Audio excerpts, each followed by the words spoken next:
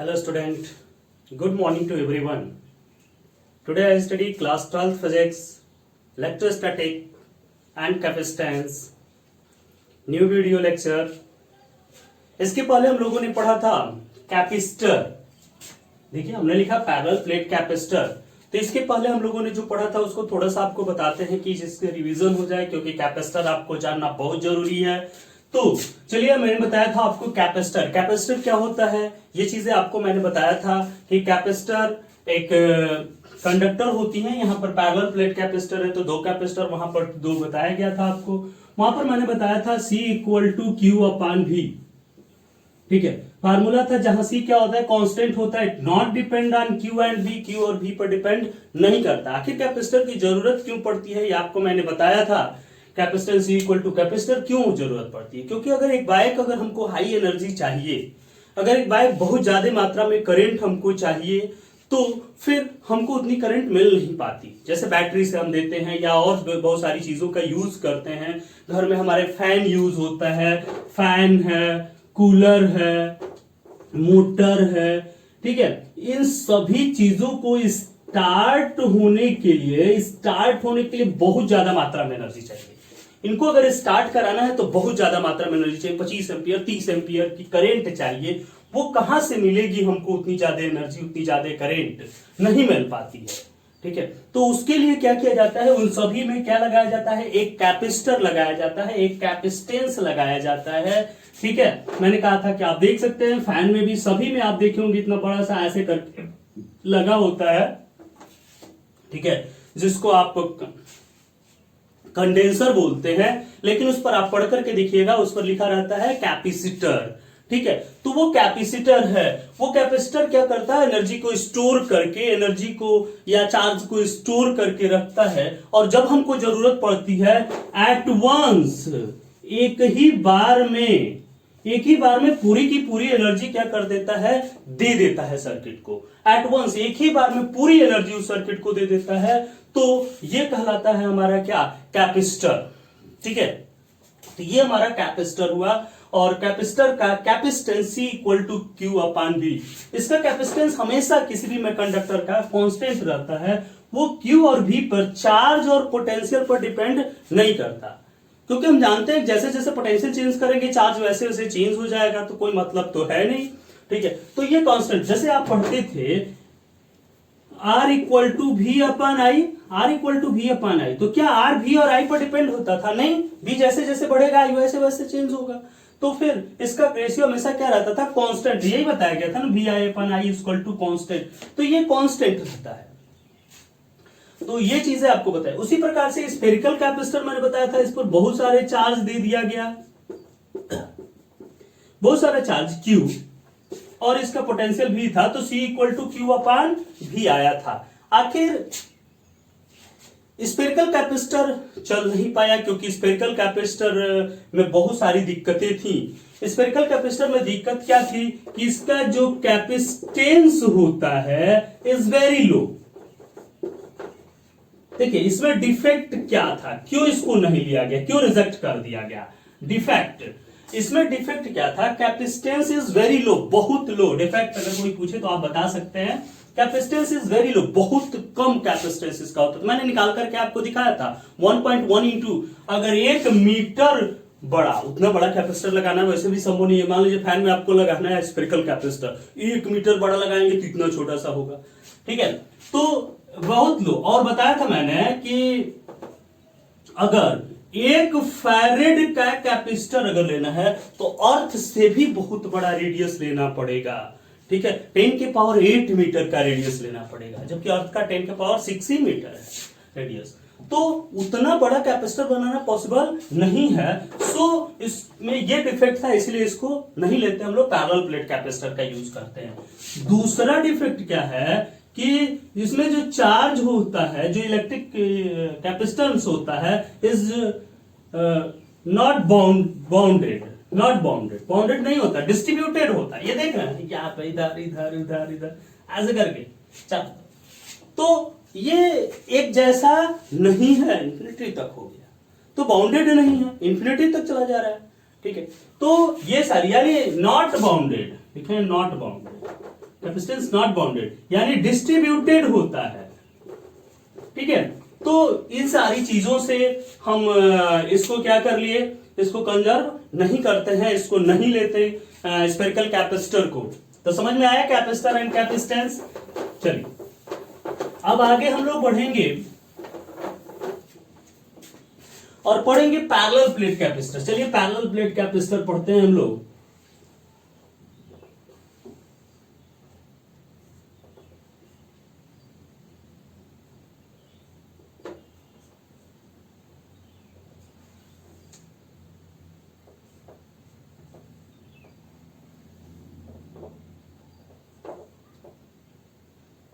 Parallel plate capacitor ये हम लोग लेते हैं, पैरेलल प्लेट है, पैरेलल प्लेट ले लेते हैं, एक दूसरे के पैरेलल लेते हैं और यानी देखिए इस पर मान लेते हैं प्लस क्यू चार्ज, इस पर मान लेते हैं माइनस क्यू चार्ज है, अलग अलग भी हो सकता है लेकिन इक्वल होना चाहिए, ठीक है। और इसके बीच ये इलेक्ट्रिक फील्ड है ई यूनिफॉर्म, ठीक है। ये यूनिफॉर्म इलेक्ट्रिक फील्ड इसके ऊपर ले लिया, इसके बीच की जो डिस्टेंस होनी चाहिए इज वेरी स्मॉल, ठीक है। ये d is less than A, D जो होगा इस एरिया से क्या होगा, लेस होगा, बहुत छोटा होना चाहिए, ठीक है। तो ये दो प्लेटें हैं, इसकी भी एरिया ए ही मान लीजिए, ठीक है। A1 equal to A2 equal to क्या ए, दोनों प्लेट की एरिया क्या होनी चाहिए, लगभग सेम होनी चाहिए। तो ये चीजें होंगी, यानी इसके लिए कंडीशंस क्या है, देखिए एक पर ये प्लस चार्ज है बहुत सारा, यहां पर क्या है माइनस चार्ज है इस पर, ठीक है। एक पर प्लस क्यू चार्ज, दूसरे पर माइनस क्यू चार्ज। आखिर इस पर चार्ज आया कहां से भाई, एक पर प्लस क्यू माइनस क्यू, अरे सर कैसे ऐसा हुआ, ठीक है, ऐसा आप सोचेंगे। तो होता है क्या है ना कि इस पर से चार्ज इसको देते जाते इलेक्ट्रॉन का ट्रांसफर, अगर मान लीजिए इससे कुछ इलेक्ट्रॉन इस पर गए तो उतना ही इस पर पॉजिटिव चार्ज हो जाएगा और उतना इस पर क्या होगा, निगेटिव चार्ज हो जाएगा, डिस्ट्रीब्यूशन ऑफ चार्ज। तो बहुत सारी चीजें आपको बताई गई थी, तो यहां पर हम लोग देखने वाला चीज। तो सबसे पहले इसका डिफिनीशन देखते हैं, ठीक है, उसके बाद इस पर चर्चा करते हैं। ए पैरेलल प्लेट कैपेसिटर, ये parallel plate capacitor at two plate है ना, एट टू लार्ज, बहुत बड़ी होती है ये, यानी इसकी एरिया लेंथ जो होती है इसके बीच की डिस्टेंस की तुलना में क्या होनी चाहिए, बड़ी होनी चाहिए, ठीक है। Two large parallel plate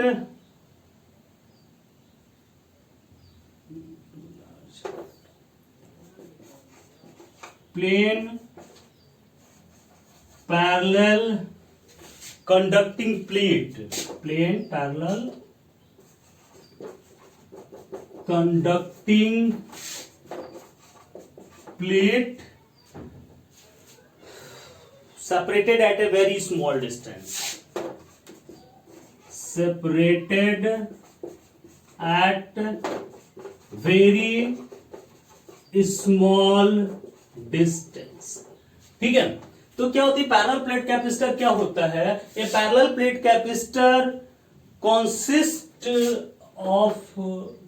of लिख लो ना, अच्छा नहीं लग रहा है, कॉन्सिस्ट ऑफ टू, हो गया। हाँ, a parallel plate capacitor consist of two large plane parallel conducting plate. देखिए दो बहुत लंबी प्लेन पैरेलल कंडक्टिंग प्लेट होती है, एक दूसरे के सामने रखी, किसी शेप साइज की हो सकती है, for any shape and size, ठीक है, बड़ी भी हो सकती है, छोटी भी हो सकती है, ठीक है। तो for any shape and size, ठीक है, separated at a very small distance, किसी भी शेप और साइज की हो लेकिन उनके बीच की डिस्टेंस क्या होनी चाहिए भाई, स्मॉल होनी चाहिए, ठीक है। उस शेप और साइज उसका मतलब नहीं है, बस उसके एरिया से मतलब हो कि उसकी एरिया कितनी है और बीच की डिस्टेंस कितनी है, किसी शेप का हो उससे कोई मतलब नहीं है। अरे ऐसा है, ऐसा भी हो सकता है, ये भी पैरेलल प्लेट है, ठीक है। इस पर देखिए प्लस चार्ज, इस पर क्या minus charge, separated at a very small distance D, then it is ये प्लस क्यू चार्ज, ये minus Q charge, it is a parallel plate capacitor, ये भी क्या है, पैरेलल प्लेट कैपेसिटर ही है, this is parallel plate capacitor. तो मैंने कहा फॉर एनी शेप, किसी शेप का हो उससे हमारा कोई मतलब नहीं होता है कि बस क्या होनी चाहिए, पैरेलल होनी चाहिए, इनके बीच की डिस्टेंस बहुत कम होनी चाहिए। समझ में आया कि नहीं? तो वो पैरेलल प्लेट कैपेसिटर हो गया। ओके चलिए, तो ये पैरेलल, और क्या होनी चाहिए, बस ये कंडीशंस होना चाहिए, D is less than A, D is less than A, L equal to A two equal to क्या। अब यहां पर हम लोग देखते हैं क्या कि C इक्वल टू हमारा क्या था, Q अपान V था, स्फेरिकल के लिए C इक्वल टू था Q अपान क्या, V। लेकिन यहां पर तो दो प्लेटों के बीच का डिफरेंस दिख रहा है ना, तो वैसे बुक में आपके C equal to Q upon V ही लिखा रहेगा, लेकिन जनरल आप समझिए दो पॉइंट्स के बीच इसका कुछ पोटेंशियल होगा, इसका कुछ पोटेंशियल होगा, तो दो पॉइंट्स के बीच पोटेंशियल का डिफरेंस जब हम ले रहे हैं तो वो दो पॉइंट्स के बीच पोटेंशियल का डिफरेंस कितना हो जाएगा भाई, Q अपान डेल्टा भी लिखना अच्छा लगेगा, उसको बोलते हैं पोटेंशियल डिफरेंस ना, नॉट पोटेंशियल, तो ये अच्छा लगेगा। डेल्टा भी आप लिख सकते हैं, भी लिखेंगे तो कोई गलत नहीं होगा, लेकिन अच्छा सबसे अच्छा क्या है, डेल्टा V है। तो C इक्वल टू Q अपान क्या हो गया, डेल्टा V हो गया, यानी ये Q और यहां पर भी जानिए Q और डेल्टा V पर नॉट डिपेंड नहीं करता, Q और डेल्टा V पे, ये Q और डेल्टा V पर नहीं डिपेंड करता, किस पर डिपेंड करता है, डायमेंशन पे, उसके डायमेंशन पर डिपेंड करता है, और किस चीज पर डिपेंड करता है, मीडियम पर डिपेंड करता है, डायमेंशन एंड मीडियम पर डिपेंड करता है। समझ में आया कि नहीं? तो ये डायमेंशन और मीडियम पर डिपेंड करता है। यूनिट क्या होगी इसकी, यूनिट तो वही होगी, कोई मतलब नहीं। क्यू का क्या होता है, कूलाम और पर वोल्ट, कूलाम पर वोल्ट, जिसको हम क्या कहते हैं, फैरेड कहते हैं। ठीक है, तो यूनिट हो गई कूलाम पर वोल्ट, और ये क्या हो गया, फैरेड हो गया। तो ये चीजें यहां पर थी, समझ में आया, कोई दिक्कत इसमें? इसको थोड़ा सा नोट करिए, फिर आगे हम इसका फार्मूला निकालते हैं कि कैसे ये डायमेंशन पर डिपेंड करता है, मीडियम पर डिपेंड करता है, ये सारी चीजें आपको अभी बताया जाएगा। पहले इसको नोट करिए, ठीक है। तो कैपेसिटेंस समझ में आया, कैपेसिटेंस या कैपेसिटेंस मतलब क्या होता है, एबिलिटी टू चार्ज होल्ड। ठीक है, किसी भी कैपेसिटर द्वारा चार्ज होल्ड करने की जो कैपेसिटी होती है उसी को हम क्या कहते हैं, कैपेसिटेंस कहते हैं। ठीक है, चलिए अब यहां पर देखते हैं, एक पैरेलल प्लेट कैपेसिटर है जिस पर प्लस क्यू चार्ज है, माइनस क्यू चार्ज है, और ये एक प्लेट है जिसकी एक सरफेस है, दो प्लेट है नहीं, तो प्लेट मतलब सरफेस। ठीक है, तो जब इसका सरफेस है, एरिया ए है, तो इसकी कुछ डेंसिटी होगी जिसको हम लोग बोलते हैं sigma, surface charge density, surface charge density, जिसको किससे डिनोट करते हैं हम लोग, सिग्मा से। तो ये सिग्मा इसकी क्या हो गई भाई, सरफेस चार्ज डेंसिटी हो गई इसकी क्या, सिग्मा। ठीक है, तो सिग्मा इसकी सरफेस चार्ज डेंसिटी हो गई, जहां सिग्मा बराबर आप जानते हैं सिग्मा इक्वल टू क्या होता है भाई, क्यू अपान ए, चार्ज अपान एरिया। यहाँ कैपिटल क्यू है तो कैपिटल क्यू लिख लीजिए, क्यू अपान क्या हो गया, ए हो गया। ठीक है, तो क्या करेंगे यहां पर, let us consider a parallel plate capacitor of area A separated at a distance small d and surface charge density be sigma. ठीक है, सरफेस चार्ज डेंसिटी इसकी क्या हो गई, सिग्मा हो गई। ठीक है, तो यहां पर हमने कर लिया कि एक पैरेलल प्लेट कैपेसिटर है जिसकी प्लेट की एरिया दोनों की क्या है, ए है, separated at A distance small D, जो एक दूसरे से स्मॉल डी डिस्टेंस पर सेपरेटेड है। अब यहां पर आपको क्या करना है, निकालना है कि ये सी किस किस चीजों पर क्या करता है, डिपेंड करता है। तो चलिए अब ध्यान दीजिए, इस प्लेट को मान लेते हैं पहली प्लेट और इस प्लेट को मान लेते हैं क्या, दूसरी प्लेट। अब चलिए, ये आपको इलेक्ट्रिक फील्ड निकलवाई गई थी ना, इलेक्ट्रिक फील्ड मैंने निकलवाया था, दो कंडक्टिंग प्लेट्स के बीच, दो प्लेटों के बीच इलेक्ट्रिक फील्ड, याद है? भूल गया? अरे गॉस लॉ से प्रूव कराया था आपको ना, नहीं याद है? कोई दिक्कत नहीं, नहीं याद है फिर देखते हैं, यहाँ पे पीछे आप देख लीजिएगा उसको। ये देखिए, प्लस के कारण इलेक्ट्रिक फील्ड किधर की तरफ होती है भाई? बाहर की ओर। प्लस के कारण इलेक्ट्रिक फील्ड किधर की तरफ होती है? बाहर की ओर। और इस माइनस वाले के कारण इलेक्ट्रिक फील्ड किधर की तरफ होगी भाई? अंदर की ओर। तो अंदर वाली प्लेट इसकी ये है, प्लस है, इसके कारण बाहर, और ये माइनस है, इसके कारण अंदर, यही होगा अंदर। दोनों का एक ही डायरेक्शन है, ठीक है। तो अब निकालेंगे electric field, electric field due to plane sheet, electric field due to plane sheet, plane sheet के कारण इलेक्ट्रिक फील्ड कितनी होती है? फर्स्ट, प्लेन शीट फर्स्ट के कारण, ठीक है।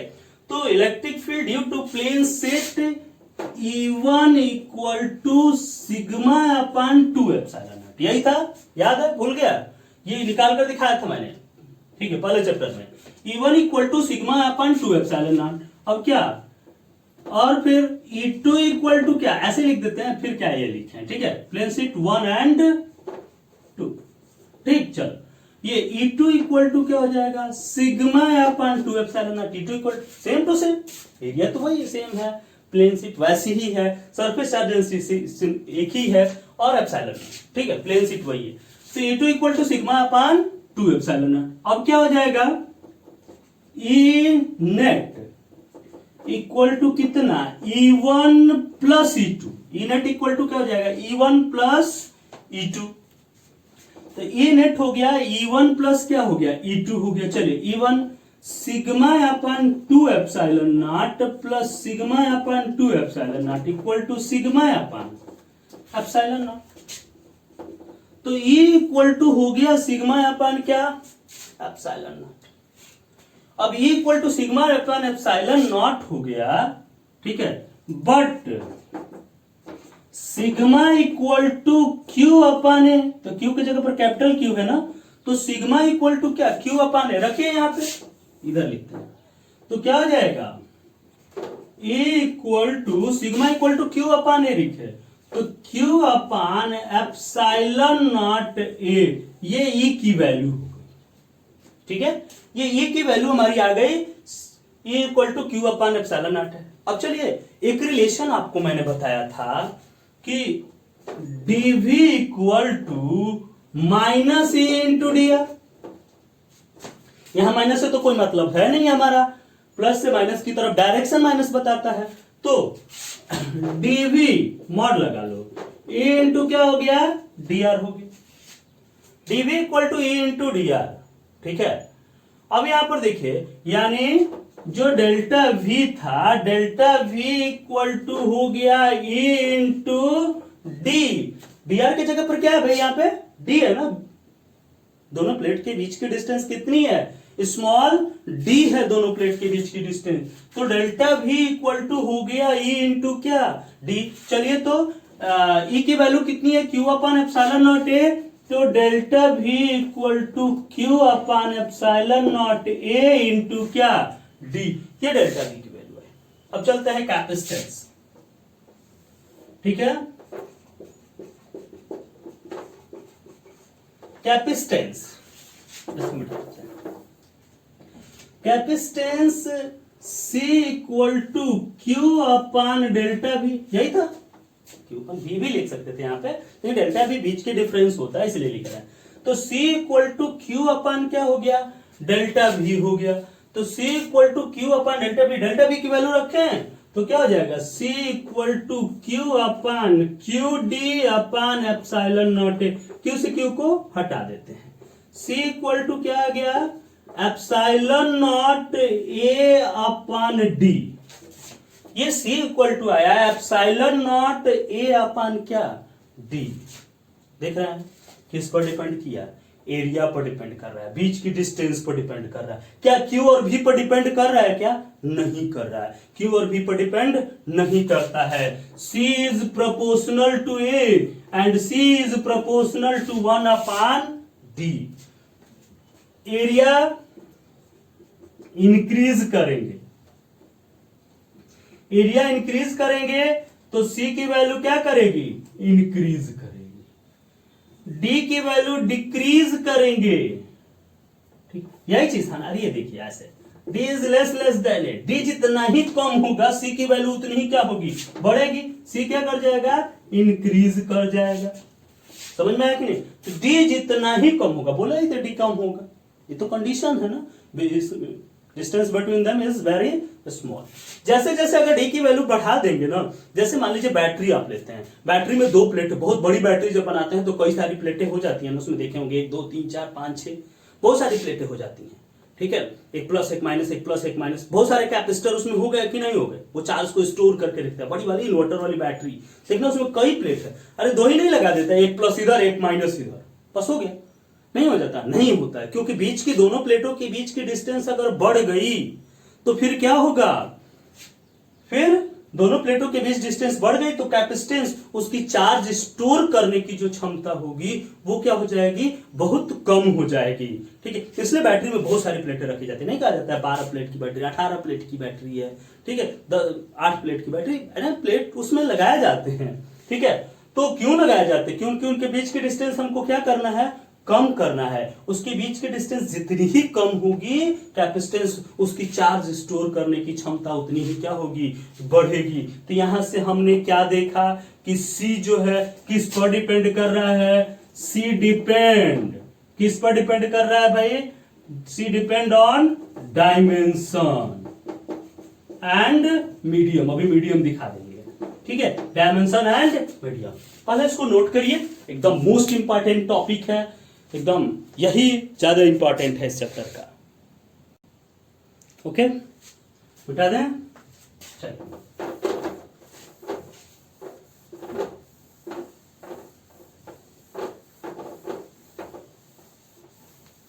इसमें एनर्जी कितनी स्टोर होती है वो बताया जाएगा आपको, ठीक है। अच्छा, अब देखिए कितना आया था? C इक्वल टू कितना आया? C equal to epsilon naught A upon D आया। यह C equal to epsilon naught A। अच्छा, इसके बीच अगर एयर नहीं होता, जहां एप्सिलॉन नॉट क्या है? परमिटिविटी ऑफ फ्री स्पेस या एयर, ठीक है, ये परमिटिविटी ऑफ फ्री स्पेस है। अगर मान लेते हैं इन मीडियम, अगर इसके बीच क्या हो? मीडियम हो, तो मीडियम हो तो क्या हो जाएगा? CM मान लो, C मीडियम, ठीक है। CM इक्वल टू क्या होगा? एप्सिलॉन की जगह पर क्या? एप्सिलॉन A अपॉन D, यानी क्या हो जाएगा? Epsilon naught K into A upon D हो जाएगा। बोलिए, एप्सिलॉन इक्वल टू क्या होता है? Epsilon not into K। जो एप्सिलॉन नॉट के था, इसकी जगह पर एप्सिलॉन रखते थे ना, ये आपको बताया गया था। के इक्वल टू क्या बताया थे भाई? ठीक है, के इक्वल टू क्या बताया गया था? ठीक है, ये एप्सिलॉन के जगह पर एप्सिलॉन नॉट इंटू के रखा गया था ना। Epsilon upon epsilon naught permittivity of medium to the permittivity of free space is called dielectric constant या रिलेटिव परमिटिविटी। एप्सिलॉन और से भी, इसको एप्सिलॉन और से भी डिनोट करते थे, ठीक है। चलिए, तो ये देखिए Cm equal to C into A upon क्या? D, यानी C epsilon naught K into A upon D। ये इक्वेशन 1 मानते हैं, ये इक्वेशन 2 मान ले रहे हैं, ठीक है। दोनों को डिवाइड करिए तो इक्वेशन 2 डिवाइड 1, इक्वेशन 2 में 1 से डिवाइड करिए। Cm upon C equal to क्या हो जाएगा? Epsilon naught K into A upon D। ये डिवाइड होगा तो उल्टा होके मल्टीप्लाई कर दीजिए, एक लाइन चेंज कम कर दे रहे हैं। कोई दिक्कत है? दिक्कत होगा तो आप यहाँ डिवाइड कर लेना, फिर चेंज करना। तो डिवाइड करते हैं जब तो उल्टा हो जाता है, ठीक है। ऐसे A upon B upon C upon D, तो ये क्या हो जाता है भाई? AB अपॉन BC, ऐसा होता है। ये यहाँ पे, ये यहाँ, ठीक है। तो ये क्या हो जाएगा, D upon epsilon not. D से डी को घटाते हैं, ए से ए को हटाते हैं और एप्सिलॉन नॉट से एप्सिलॉन नॉट को गायब कर सकते हैं। ठीक है, क्या बचा भाई, CM upon C equal to K. ठीक है, CM upon C equal to K. ठीक है, समझ में आया। तो क्या कह सकते हैं इसे यहां पे, capacitance in medium to the capacitance in free space